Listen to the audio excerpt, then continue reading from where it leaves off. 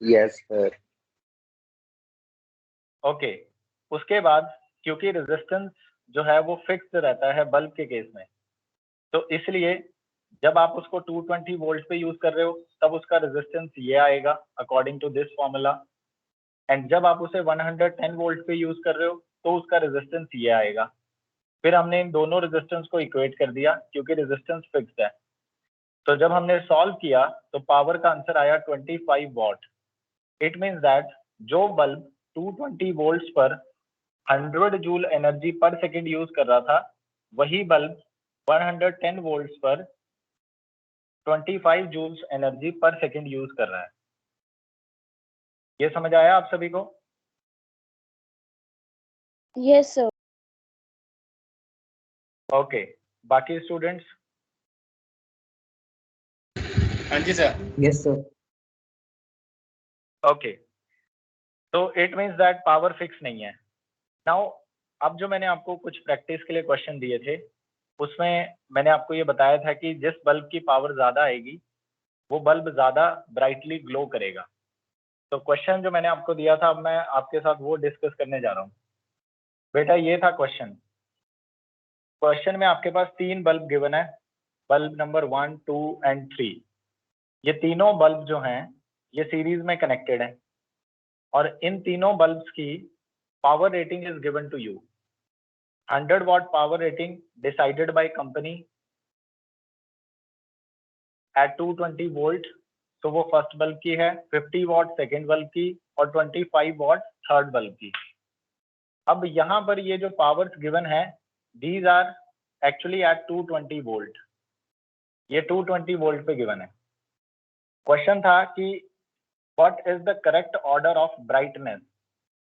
अब एक बारी के लिए अगर हम देखें तो हमें ऐसा लगेगा कि जिस बल्ब की पावर ज्यादा है वो ज्यादा ब्राइटली ग्लो करेगा, है ना? ऐसे ही लगेगा कि ये जो फर्स्ट बल्ब है इसकी पावर रेटिंग सबसे ज्यादा है तो ये सबसे ज्यादा ब्राइट ग्लो करेगा जब हम इसको यूज करेंगे। यस और नो? क्योंकि पावर और रेजिस्टेंस डायरेक्टली प्रोपोर्शनल है।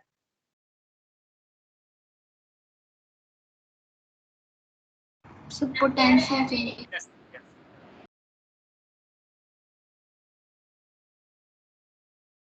बच्चों मैं ये कह रहा था कि एक बारी देखने से ऐसा लगेगा कि जैसे जो फर्स्ट बल्ब है ये सबसे ज्यादा ब्राइटली ग्लो करेगा बिकॉज इसकी पावर ज्यादा है। ऐसा लगेगा ना? ऐसा अपीयर हो रहा है? यस और no? Yes sir. Yes sir. Yes sir. Yes sir. लेकिन जब हम इसकी कैलकुलेशंस करेंगे और इसके पीछे की फिजिक्स को समझेंगे तो हमें समझ आएगा कि सबसे ज्यादा ब्राइट वो बल्ब ग्लो करेगा जिसकी पावर रेटिंग यहाँ सबसे कम है। जिस बल्ब की पावर रेटिंग सबसे कम है वो बल्ब सबसे ज्यादा ब्राइट ग्लो करेगा। आओ देखते हैं कैसे। तो सबसे पहले हम इन तीनों बल्ब के रेजिस्टेंसेस निकालेंगे बेटा। तीनों बल्ब के रेजिस्टेंसेस फाइंड आउट करेंगे। तो आंसर चेक करते हैं। फर्स्ट बल्ब का रेजिस्टेंस निकालते हैं। फर्स्ट बल्ब का रेजिस्टेंस आएगा V² divided by it's power rating. अब यही फॉर्मूला होता है क्योंकि कंपनी ने फर्स्ट बल्ब की वोल्टेज 220 सेट की हुई है तो it is 220 square divided by and the power of first bulb is 100 what. तो ये फर्स्ट बल्ब का रेजिस्टेंस है। इसी तरह से आप सेकंड बल्ब का रेजिस्टेंस निकाल सकते हो। क्या आएगा सेकंड बल्ब का रेजिस्टेंस?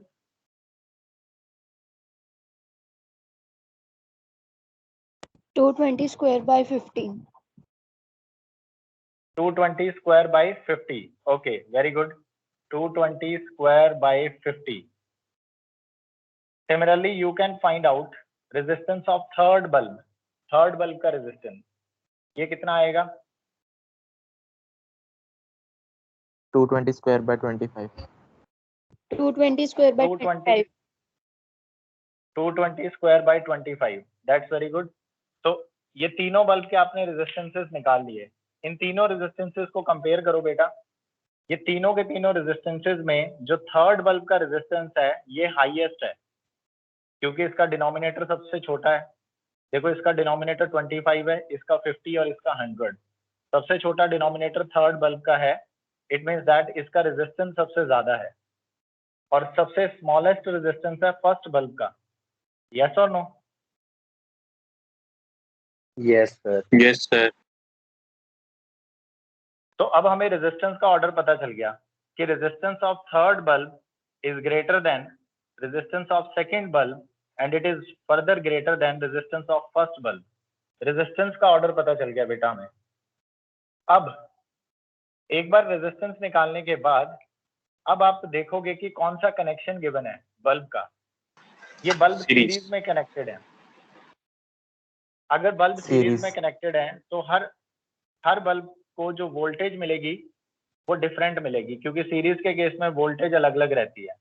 फर्स्ट वाले बल्ब को V1, सेकंड वाले बल्ब को V2 और थर्ड वाले बल्ब को V3 वोल्टेज मिलेगी। यानी जितनी वोल्टेज आप सप्लाई कर रहे हो वो डिस्ट्रीब्यूट हो जाएगी सभी बल्ब्स में। यस और no? Yes, sir. Yes, sir sir. Current same रहेगा Yes, सर, sir. तो करंट से कर लीजिए।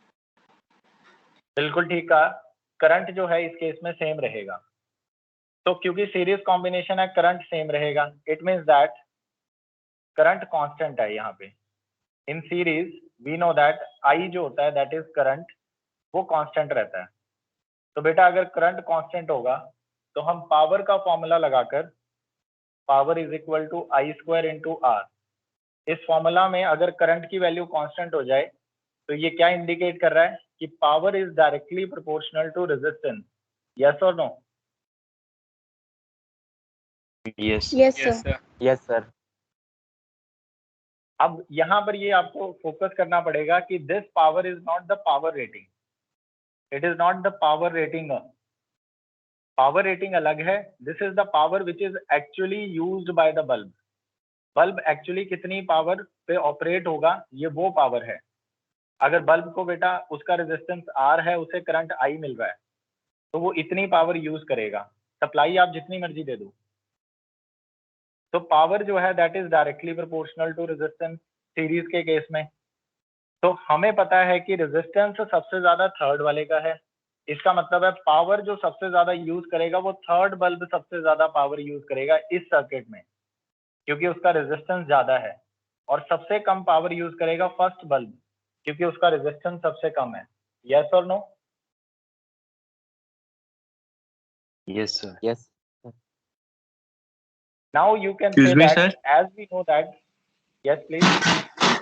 सर वो जो रेटिंग गिवन है सर हमको, वो मतलब वो मैक्सिमम है ना कि उतना पावर कंज्यूम कर सकते हैं, उसके बाद वो बर्स्ट हो जाएगा अगर उससे ज्यादा पोटेंशियल हो तो। नहीं बेटा ऐसा नहीं है, उसका मतलब ये है कि 220 वोल्ट पे अगर आप उसे यूज करोगे, एक एक बल्ब को 220 वोल्ट अगर मिलता तो वो 100 वॉट पावर यूज कर लेता। अगर आप Yes, sir. 220 से सर ज्यादा अगर प्रोवाइड, सर हम 220 से ज्यादा प्रोवाइड करें तो हाँ फिर उसके मटेरियल पे डिपेंड करता है कि उसका मटेरियल उसको टॉलरेट कर पाता है इतनी वोल्टेज को या नहीं। जो कंपनी जब बल्ब बनाती है तो वो फ्लक्चुएशंस को भी ध्यान में रखती है कि वोल्टेज फ्लक्चुएट होती रहती है, अप डाउन होती रहती है। Yes. तो थोड़ी सी ज्यादा रेंज तक जो है वो उसको टॉलरेट कर पाएगा, लेकिन हाँ अगर आप बहुत ज्यादा एक्सेस में कर देंगे तो फिर बल्ब का फिलामेंट जो है खराब हो जाएगा।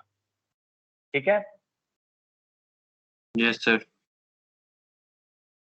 वो मटेरियल पे डिपेंडेंट है कि बल्ब का मटेरियल किस तरह का सेलेक्ट किया गया है, वो टेम्परेचर पे कितने टेम्परेचर को वो टॉलरेट कर पाएगा, that depends on it's material. ठीक है बच्चे? Yes sir. हम बात कर रहे थे कि यहाँ पर जिस बल्ब का रेजिस्टेंस सबसे ज्यादा है वो बल्ब सबसे ज्यादा पावर यूज करेगा। इसका मतलब है बेटा कि work done by that bulb is maximum. तो work done by third bulb is maximum. Work done means brightness सबसे ज्यादा थर्ड बल्ब की होगी, यानी वो सबसे ज्यादा ब्राइटली ग्लो करेगा। क्लियर है ये पॉइंट?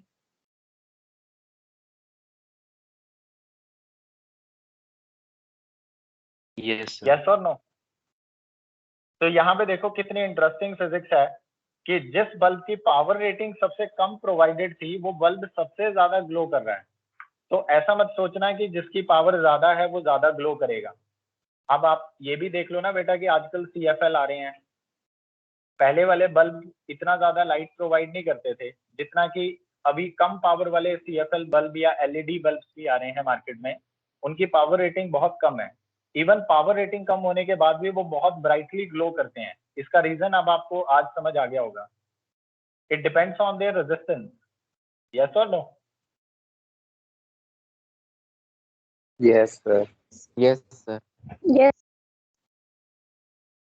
तो ये उनके रेजिस्टेंस पे डिपेंड करता है। इसके बाद मैंने एक क्वेश्चन और दिया था आपको, वो हुआ आपसे पैरेलल कॉम्बिनेशन वाला। सेम बल्ब को हमने पैरेलल कॉम्बिनेशन में भी कंबाइन किया हुआ था। पैरेलल कॉम्बिनेशन में देखते हैं, उस क्वेश्चन में हमने 3 बल्ब लिए थे जिन्हें हमने पैरेलल में कनेक्ट कर रखा है। किसी स्टूडेंट ने वो किया?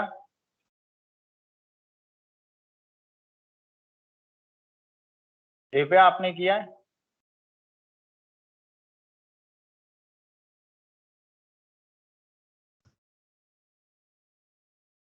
दिव्या आपको मेरी आवाज आ रही है?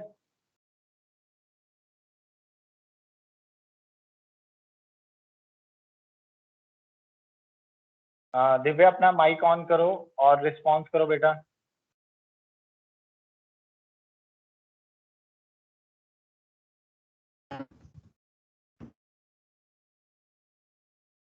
यस दिव्या, आपने किया ये वाला क्वेश्चन जिसमें तीनों बल्ब पैरेलल में कनेक्टेड हैं?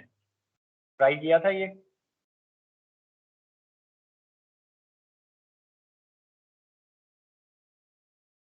यस और नो बता दो, कोई बात नहीं। ट्राई किया था या नहीं?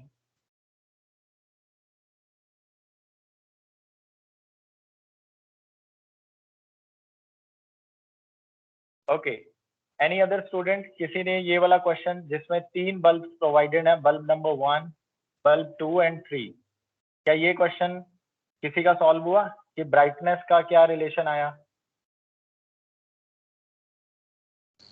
Sir, first, then second, then third. Option B. Yes, sir. Very good, बिल्कुल ठीक ऑर्डर है। इसका जो आंसर आएगा सबसे ज्यादा सीरीज में, सीरीज का बिल्कुल रिवर्स ऑर्डर हो जाएगा इस केस में। प्रोसेस बिल्कुल सेम है, ठीक है। सबसे पहले आप तीनों के रेजिस्टेंसेस निकालोगे, जैसे पहले था ये 100 वॉट था, सेकेंड बल्ब 50 वॉट का था बेटा, और थर्ड बल्ब 25 वॉट का था। और मान लो आपने सप्लाई इस बार प्रोवाइड की है, सप्लाई आप प्रोवाइड कर रहे हो, सपोज 250 वोल्ट सप्लाई प्रोवाइड कर रहे हो, लेकिन प्रोवाइड आपने 250 वोल्ट किया है, लेकिन कंपनी ने जो पावर रेटिंग गिवन है ये 220 वोल्ट पे ही गिवन है। तो रेजिस्टेंसेस तो 220 वोल्ट के अकॉर्डिंग ही निकलेंगे। तो जैसे फर्स्ट बल्ब का रेजिस्टेंस आएगा वही सेम V²/R वाला फॉर्मूला यूज करके, दैट इज 220² अपॉन 100। सिमिलरली बाकी के भी ऐसे ही निकलेंगे, वही सेम ऑर्डर फॉलो हो रहा है रेजिस्टेंस का। थर्ड बल्ब का रेजिस्टेंस सबसे ज्यादा है, सेकेंड बल्ब का उससे कम, और सबसे स्मॉलेस्ट रेजिस्टेंस है फर्स्ट बल्ब का। ठीक है, जैसे हमने पहले किया था, ऑर्डर सेम है। लेकिन मेन चीज यहाँ पे नोट करने वाली बात यह है कि जो इस बार हमारा बल्ब का कनेक्शन है वो पैरेलल में है। यस और नो बच्चों? पैरेलल कनेक्शन है ना? पैरेलल कनेक्शन है बेटा। Yes, sir. Yes, sir. Yes, sir. तो क्यों? यस, पैरेलल कनेक्शन है, it means in parallel combination क्या चीज है जो कांस्टेंट रहेगी? Sir, potential difference. Sir, potential difference. Potential difference constant रहेगा, यानी जो पोटेंशियल है, जो वोल्टेज है, that will be constant in parallel combination. तो बेटा अगर पोटेंशियल कांस्टेंट है, जस्ट गिव मी 1 मिनट बेटा।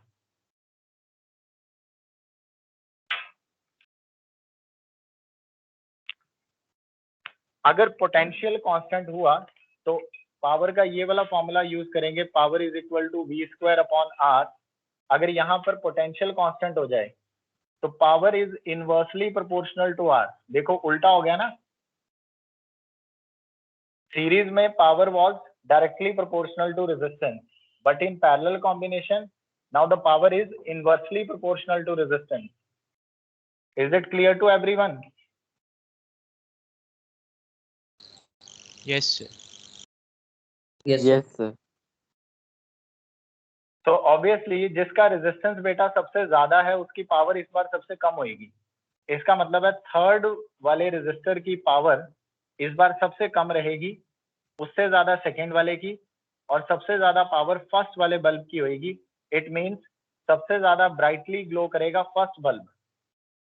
ओके, क्लियर हो गया ये?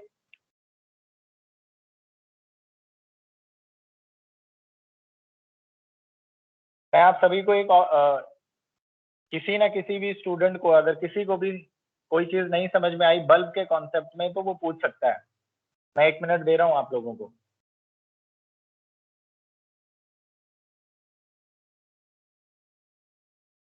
पूछना है बच्चे सर एक किसी बार को कुछ? पिछले वाला पेज कर दोगे? बिल्कुल, सीरीज वाला ये है। Yes sir. इसमें कोई डाउट है आपको? नहीं सर, बट मेरे को सर ये चीज पूछनी थी कि मतलब सर हम दोनों केसेस में सर यही तो आ रहा है कि मतलब जिसकी पावर ज्यादा है उसी की ब्राइटनेस ज्यादा हो रही है, मतलब सीरीज और पैरेलल दोनों में शायद शायद यही हो रहा है। हाँ बिल्कुल ठीक है, power is directly proportional to brightness, you are right. बस रेजिस्टेंस पे डिपेंड करेगा कि कौन सा बल्ब हाँ ब्राइटली जी ग्लो हाँ जी करेगा, सर।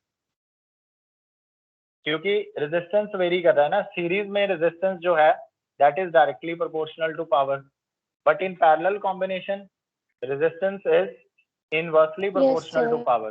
तो यस सर। तो Current बेटा change होगा। अकॉर्डिंगली जो, यस बिल्कुल ठीक कहा, करंट डिफरेंट होगा इस केस में। तो अकॉर्डिंगली क्या होगा कि उनका जो ब्राइटनेस का जो ऑर्डर है वो चेंज हो जाएगा, बस इतना ही फर्क है। ठीक है, यस सर। चलो अब हम नेक्स्ट टॉपिक करते हैं। अब हम लोग पढ़ेंगे एक नया इंटरेस्टिंग टॉपिक है इसी चैप्टर में, दैट इज इलेक्ट्रॉनिक डिवाइसेस के बारे में। इलेक्ट्रॉनिक डिवाइसेस में सबसे पहला जो हमारे पास डिवाइस है that is Wheatstone bridge. Wheatstone bridge, तो आज हम यही टॉपिक कवर करेंगे, Wheatstone bridge.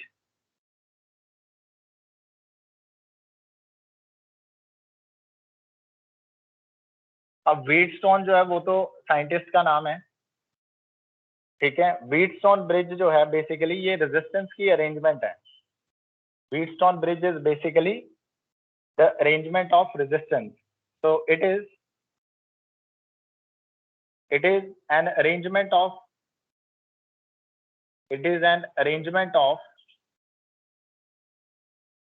resistances।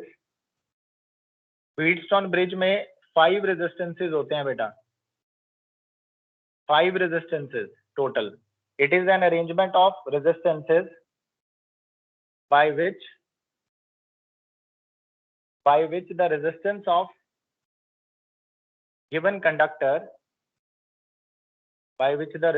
of given conductor can be determined।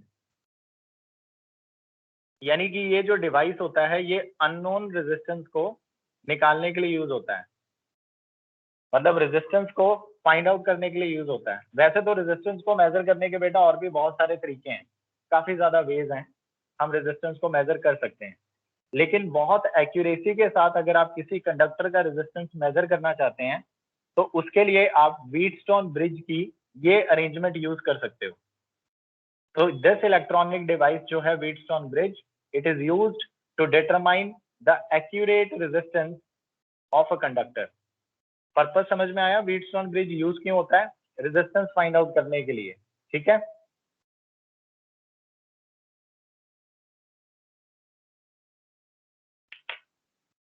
Yes और नो बेटा रिस्पॉन्स करो। समझ आया व्हीटस्टोन ब्रिज किस पर्पस Yes, के लिए sir. यूज हो रहा है? Resistance, Yes, sir. Yes sir. Resistance, okay very good. Resistance find out करने के लिए यूज होता है। तो देखते हैं कैसी अरेंजमेंट है। मैंने कहा इसमें 5 रेजिस्टेंसेज हैं टोटल। तो बेटा जो 5 रेजिस्टेंसेज हैं उनकी अरेंजमेंट कुछ ऐसे है। एक रेजिस्टेंस से दिस इज रेजिस्टेंस R1 जो हमने पॉइंट A और पॉइंट B के बीच में कनेक्ट कर दिया। फिर एक पॉइंट B और पॉइंट C के बीच में एक रेजिस्टेंस कनेक्टेड है, अनदर रेजिस्टेंस से R2। इसी तरह से एक पॉइंट A और पॉइंट D के बीच में थर्ड रेजिस्टेंस कनेक्टेड है R3 और पॉइंट D और पॉइंट C के बीच में फोर्थ रेजिस्टेंस कनेक्टेड है R4। ये कुछ पैरेललोग्राम शेप ले लेगा, ठीक है। जरूरी नहीं है हर बार पैरेललोग्राम शेप लेंगे आप, बट कनेक्टिविटी कुछ इस तरह से है, इस ऑर्डर में कनेक्ट किए हुए हैं रेजिस्टेंसेस को। और at point C and A और C पॉइंट के बीच में आपने एक बैटरी कनेक्ट कर दी और उस बैटरी की EMF वैल्यू है E। बैटरी की EMF E है, ये आपने पॉइंट A और पॉइंट C के साथ कनेक्ट कर दिया। और पॉइंट B और पॉइंट D, ये वाला जो है पॉइंट B और पॉइंट D, यहाँ पर इसे गैल्वेनोमीटर आर्म कहते हैं बेटा। पॉइंट D और पॉइंट B को गैल्वेनोमीटर आर्म कहते हैं। यहाँ पर आपने एक गैल्वेनोमीटर कनेक्ट करा होता है, यहाँ पर एक गैल्वेनोमीटर कनेक्टेड होता है। अब जो फिफ्थ रेजिस्टेंस है यहाँ पे वो गैल्वेनोमीटर का ही है। आप सभी को पता होगा कि हर इलेक्ट्रॉनिक डिवाइसेस का कुछ ना कुछ रेजिस्टेंस होता है। तो यहाँ पर जो फिफ्थ रेजिस्टेंस है that is the resistance of galvanometer. ठीक है बेटा। Yes sir. तो Yes, sir. तो इस अरेंजमेंट को, वेरी गुड, इस अरेंजमेंट को हम लोग व्हीटस्टोन ब्रिज अरेंजमेंट कहते हैं। ये जो हमने अरेंजमेंट बनाई, 5 रेजिस्टेंसेज हैं, R1, R2, R3, R4 and fifth resistance जो है that is G। G means कि गैल्वेनोमीटर का रेजिस्टेंस है, इसे आप R5 कह सकते हो। तो ये 5 रेजिस्टेंसेज हैं हमारे पास टोटल। तो मान लो कि R1 को हम P बोल देते हैं, R2 रेजिस्टेंस को Q कह देते हैं, R3 रेजिस्टेंस को R, R4 को आप S कह लो और R5 is equal to G। तो ये इनकी वैल्यूज हैं P, Q, R, S। ये हमने नेमिंग कर दी इन रेजिस्टेंसेस की। अब बेटा इस केस में क्या होगा, पहले तो हमें करंट की डायरेक्शन समझनी पड़ेगी कि इस सर्किट में करंट किस डायरेक्शन में फ्लो करेगा। तो करंट सबसे पहले निकलेगा इस बैटरी से। सपोज I करंट एमिट हुआ, पॉजिटिव टू नेगेटिव, ये पॉजिटिव है, ये नेगेटिव टर्मिनल है, पॉजिटिव से करंट I एमिट हुआ। जैसे ही ये करंट I पॉइंट A पे पहुंचेगा, वहां पर ये डिवाइड हो जाएगा 2 पार्ट्स में। फर्स्ट पार्ट में suppose small I current flow कर रहा है अलोंग द AB, और सेकेंड पार्ट में कितना करंट फ्लो करेगा ये आप मुझे बता सकते हो। A से D तक कितना करंट फ्लो करेगा Capital I बच्चों? minus small. Very good. Capital I minus small It I. is capital I minus small I. This is the current flowing through the arm AD. Now this small I current point B पे पहुंचेगा और point B पर ये further divide हो जाएगा 2 parts में। एक तो गैल्वेनोमीटर की तरफ आएगा, से स्मॉल I1 गैल्वेनोमीटर की तरफ आया, and remaining I minus I1 इतना बचा ना, रिमेनिंग जो है वो B से C की तरफ चला जाएगा। ओके, विजिबल है सभी को? Yes sir. आफ्टर दिस बेटा यहाँ से ये I minus I current point D पे पहुंचेगा और पॉइंट D को एक करंट और मिल रहा है जो यहाँ से आ रहा है, दैट वाज I1। तो this I1 current and this current capital I minus small I, ये दोनों इस पॉइंट D पर आकर इकट्ठे हो जाएंगे और फाइनली इस आर्म में D से लेके C तक जो करंट फ्लो करेगा that is I minus small I plus I1 total current. और ये सारा करंट पॉइंट C पर आकर इकट्ठा होगा और एट लास्ट पॉइंट C से फिर से टोटल करंट कैपिटल I वापस आ जाएगा बैटरी में। तो this is the direction of current in this circuit, in the Wheatstone circuit. ये अरेंजमेंट होती है, ये डायरेक्शन होती है करंट की। अगर किसी बच्चे को करंट नहीं दिखाई दे रहा तो मैं लिख देता हूं यहाँ पर, बेटा जो आर्म AB है, current through arm AB, current in arm AB arm में करंट फ्लो हो रहा है small I, current in the arm AD A से लेके D तक जो करंट फ्लो हो रहा है that is capital I minus small I, current in the arm BD जो गैल्वेनोमीटर आर्म है, गैल्वेनोमीटर आर्म में करंट फ्लो कर रहा है I1 B से लेके D तक, और B से लेके C तक जो करंट फ्लो कर रहा है that is small I minus I1, and finally D से लेके सी तक इस आर्म में जो करंट फ्लो कर रहा है that is capital I minus small I plus I1। सबसे पहले बच्चों आगे बढ़ने से पहले मुझे ये बताओ, क्या आपको करंट की डायरेक्शन क्लियर है इस सर्किट में, व्हीटस्टोन सर्किट में? Yes sir. Yes, sir. हाँ जी, बाकी स्टूडेंट? हर्षित आपको क्लियर हो गया? Yes sir. Sir Okay. Camera थोड़ा सा आगे पीछे हो रहा है। कैमरा आगे पीछे हो रहा है, ये हो जाता है नेटवर्क की वजह से। वैसे विजिबल है आपको? हाँ सर अब है। ओके बेटा, तो इस तरह से करंट की अरेंजमेंट रहेगी कि करंट इस तरह से फ्लो करेगा व्हीटस्टोन अरेंजमेंट में। अब अगर हम यहाँ पर देख लेते हैं कि कौन सा रेजिस्टेंस क्या है, ये जो बेटा फोर्थ वाला जो रेजिस्टेंस है जिसको हमने एस नाम दिया था, फोर्थ रेजिस्टेंस, एस वाला रेजिस्टेंस, ये जो रेजिस्टेंस है इट इज अननोन रेजिस्टेंस। ठीक है, हमें इसी रेजिस्टेंस की वैल्यू फाइंड आउट करनी होती है। It is called unknown resistance because इसकी रेजिस्टेंस वैल्यू हमें पता नहीं है। तो हम तो शुरू में ही कह रहे थे कि ये जो अरेंजमेंट है ये रेजिस्टेंस फाइंड आउट करने के लिए यूज होता है। ठीक है, और जो थर्ड रेजिस्टेंस है that is R3, it is variable resistance. It is variable resistance. Variable resistance means इसकी वैल्यू आप खुद एडजस्ट कर सकते हो। Actually it is resistance box. यहाँ पर एक रेजिस्टेंस बॉक्स लगा होता है, रेजिस्टेंस बॉक्स से आप रेजिस्टेंस की वैल्यू अपनी मर्जी से एडजस्ट कर सकते हो। वेरिएबल रेजिस्टेंस होता है R। ठीक है, और ये जो दो रेजिस्टेंसेज हैं R1 और R2, ये दोनों रेजिस्टेंसेज फिक्स वैल्यू के हैं। These are fixed resistances, these are fixed resistances. इनकी वैल्यू फिक्स है और इनकी वैल्यू हमें पता भी होती है, देयर वैल्यूज आर नोन। तो बेटा मैं एक बार फिर से बता दूं, resistance P and resistance Q इनकी वैल्यूज फिक्स हैं और हमें पता है कि कितनी वैल्यूज हैं। रेजिस्टेंस R ये वेरिएबल रेजिस्टेंस है, इसकी वैल्यू हम खुद एडजस्ट कर सकते हैं। और रेजिस्टेंस S ये अननोन रेजिस्टेंस है, इसी रेजिस्टेंस की वैल्यू हमें व्हीटस्टोन ब्रिज से निकालनी है। ठीक है बच्चों? लाइट ऑन करो। क्या हो गया? कुछ होना जरूरी है।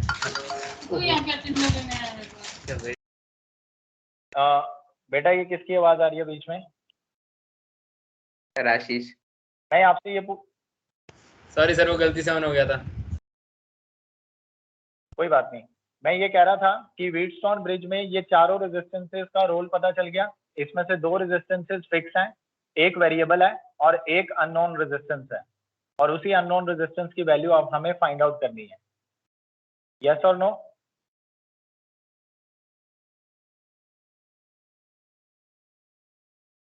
यस और no students? Yes, sir. Okay, अब मैं इसको आपको थोड़ा सा इसका स्क्रीन शेयर करके भी मैं शो कर देता हूँ कि एक डायग्राम से।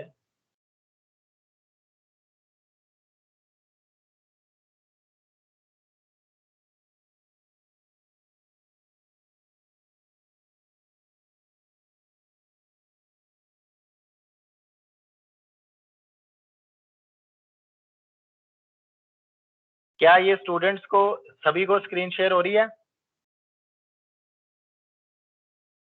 Yes sir.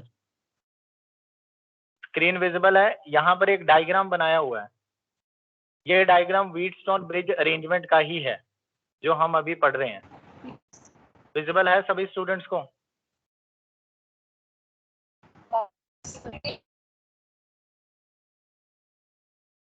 Is it visible to everyone?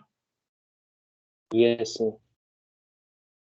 Okay, Yes, इस sir. डायग्राम में देखो हाँ जी, इस डायग्राम में दो रेजिस्टेंसेज हैं जिनके ऊपर कलर्ड रिंग्स बनी हुई हैं।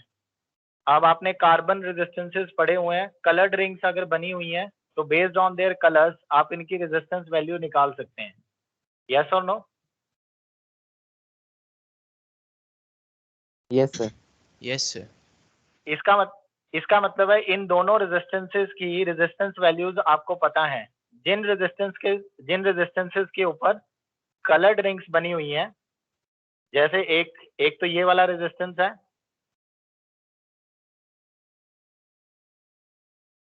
जिन रेजिस्टेंस के ऊपर कलर्ड रिंग्स बनी हुई हैं उन रेजिस्टेंसेस की वैल्यूज आप फाइंड आउट कर सकते हैं। तो वो तो हो गए आपके resistance number P and resistance Q। एक रेजिस्टेंस लेफ्ट साइड पर विजिबल है जिसके ऊपर कोई कलर्ड रिंग्स नहीं है, वो अननोन रेजिस्टेंस है क्योंकि उसके ऊपर कलर्ड रिंग्स नहीं है, उसका रेजिस्टेंस आपको फाइंड आउट करना है। और एक आपको स्विच जैसा कुछ दिखाई दे रहा है जिसमें नॉब सी लगी हुई है, ये वेरिएबल रेजिस्टेंस है, इससे आप अपने रेजिस्टेंस की वैल्यू सेट कर सकते हैं। और फाइनली एक मिडल में गैल्वेनोमीटर लगा है, उसे गैल्वेनोमीटर आर्म कह रहे हैं। ठीक है बेटा, यहां तक समझ आ गया आपको?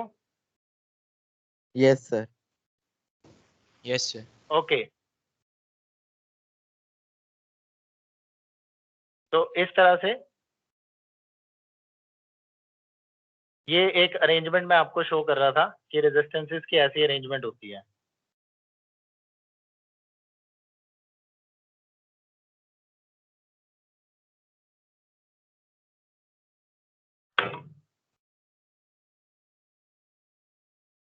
नाउ स्टूडेंट्स, अब हम कंटिन्यू करते हैं। अभी आपको ये समझ आ गया कि ये इस तरह की अरेंजमेंट को हम लोग व्हीटस्टोन अरेंजमेंट कहते हैं। अभी हम इस वेरिएबल रेजिस्टेंस की वैल्यू को हम खुद एडजस्ट करेंगे। ये जो वेरिएबल रेजिस्टेंस है, it's value is adjusted in such a way, its value is adjusted in such a way,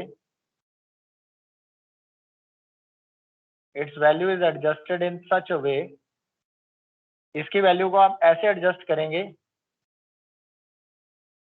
कि गैल्वेनोमीटर वाली आर्म से कोई करंट फ्लो ना करे, in such a way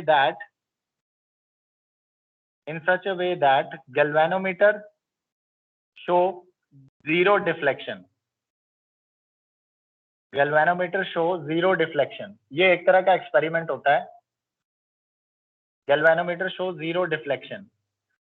galvanometer अगर जीरो डिफ्लेक्शन शो कर रहा है, इसका मतलब ये है कि गैल्वेनोमीटर वाली आर्म से यानी B से लेके D तक कोई करंट फ्लो नहीं कर रहा है। Current through BD is zero, current through BD is equal to zero, that is जिस I1 जो करंट हमने लिया था सर्किट में वो जीरो हो जाएगा। बेटा ऐसा हर बार नहीं होगा, आप रेजिस्टेंसेस की अलग अलग वैल्यू सेट करके देखोगे क्योंकि ये वेरिएबल रेजिस्टेंस है। आप इसकी वैल्यू को एडजस्ट करोगे तो आपने इस रेजिस्टेंस की वो वैल्यू लेनी है जिस वैल्यू पर गैल्वेनोमीटर से कोई करंट पास ना करे, यानी कि गैल्वेनोमीटर जीरो डिफ्लेक्शन शो करे। इस कंडीशन को, इस पर्टिकुलर कंडीशन को आप बैलेंस्ड कंडीशन कहते हैं। आई रिपीट, इस पर्टिकुलर कंडीशन को बैलेंस्ड कंडीशन कहते हैं। When galvanometer shows zero deflection, that condition is called balanced condition. Okay बच्चों,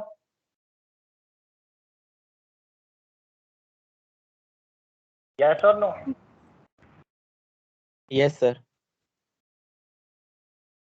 तो बेटा, और इस पूरे व्हीटस्टोन ब्रिज को फिर हम कहेंगे बैलेंस्ड व्हीटस्टोन ब्रिज, यानी कि जब आप इस रेजिस्टेंस की वैल्यू एडजस्ट करेंगे इस तरह से कि गैल्वेनोमीटर वाली आर्म से कोई करंट फ्लो ना करे, उस केस में हम लोग व्हीटस्टोन ब्रिज को बैलेंस्ड व्हीटस्टोन Yes, ब्रिज कहते sir. हैं।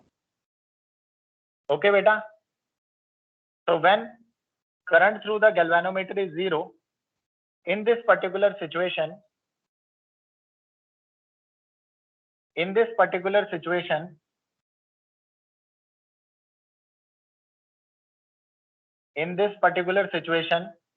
Wheatstone bridge is called balanced Wheatstone bridge. In this particular situation, it is called balanced Wheatstone bridge. ये बहुत पर्टिकुलर कंडीशन है, ऐसा नहीं है कि व्हीटस्टोन ब्रिज अरेंजमेंट दिखी तो वो बैलेंस ही होगा। बैलेंस बेटा वो तभी होगा जब आप उस रेजिस्टेंस की वैल्यू इस तरह से एडजस्ट करेंगे कि गैल्वेनोमीटर वाली आर्म से कोई करंट फ्लो ना करे। आगे सभी को बात समझ?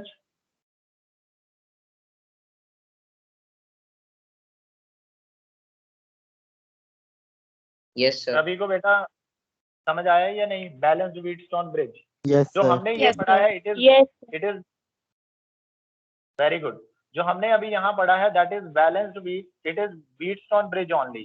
बट जब हमने इस वाले रेजिस्टेंस R की वैल्यू को एडजस्ट किया, ये जो रेजिस्टेंस R3 है इसकी वैल्यू को ऐसे एडजस्ट किया कि गैल्वेनोमीटर से कोई करंट फ्लो ही ना करे, गैल्वेनोमीटर जीरो डिफ्लेक्शन शो करे। एक्सपेरिमेंट परफॉर्म करोगे, गैल्वेनोमीटर लगाया हुआ है आपने, गैल्वेनोमीटर के ऊपर देख लेना है कि किस रेजिस्टेंस की कौन सी वैल्यू के लिए ये गैल्वेनोमीटर जीरो डिफ्लेक्शन शो कर रहा है।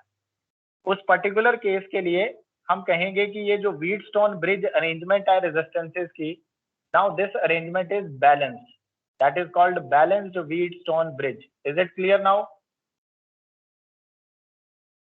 Yes, sir. Yes, yes sir. Sir. तो ये होता है, वेरी गुड। सो यहीं से हम लोग बेटा कल कंटिन्यू करेंगे, क्योंकि आज तो ऑब्वियसली हम लोग नहीं कर पाएंगे। यहां से हम लोग कंटिन्यू करेंगे।